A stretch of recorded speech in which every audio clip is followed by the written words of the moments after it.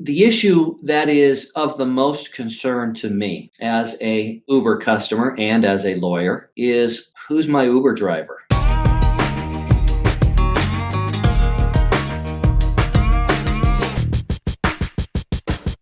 Part of the reason why this is an issue that particularly jumps out to me is that in my career, I've handled lots of cases involving negligent hiring practices by employers. For instance, I've handled cases where hotels have hired registered sex offenders to be their night clerk and given them a master key to every room on the premises. And of course, you can imagine the disaster that unfolds in that situation. And so it occurs to me that there is a similar risk that exists in the context of an Uber driver. And in fact, the risk is magnified in the case of an Uber driver, because at least in the case of a hotel, when a hotel hires someone to work as a night clerk, for instance, the management or ownership of the hotel is having frequent interactions with the employee. They can size up the employee. They can learn more and more about the employee. But because of the nature of the relationship between Uber drivers and Uber, there is very little opportunity for Uber to learn more about who is out there driving its vehicles. More accurately, who is out there driving their own vehicles under the name of Uber. What is going on in terms of background checks for Uber drivers? So let's talk about some specific scenarios here. Nightmare scenarios, really. But what if your Uber driver is a rapist? What if your Uber driver is a murderer? What if your Uber driver is a stalker? What if your Uber driver is a thief who is using his position as an Uber driver to case out burglary opportunities?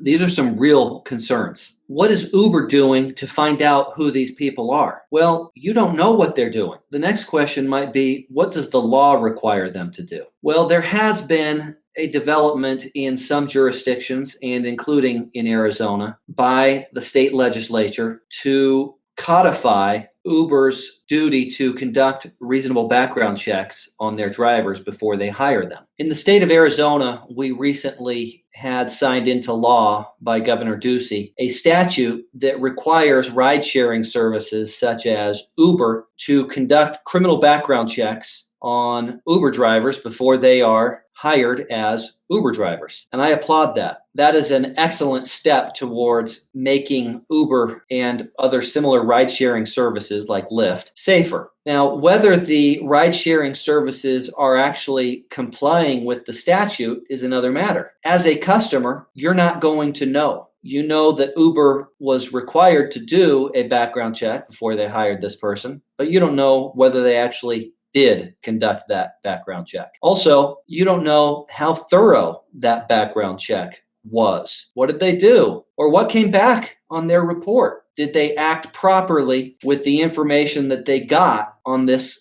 person's background check report? The background check might have come back and said, this person is an axe murderer, currently wanted by authorities. He has escaped from prison. Okay, you've done your background check and that's what it says. Well, if you hire that person, you've missed the point of the background check.